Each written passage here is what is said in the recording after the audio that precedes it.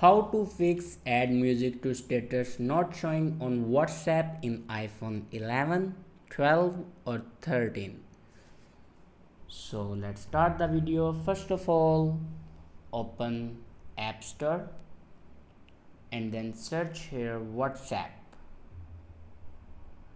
and check your WhatsApp have any update. If your WhatsApp have any update, then here you can see the update option.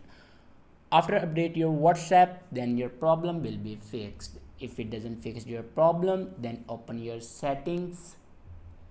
In settings, click on general and then click on iPhone storage. After clicking on iPhone storage, then scroll down and click on WhatsApp,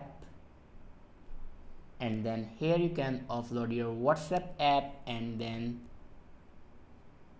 reinstall app.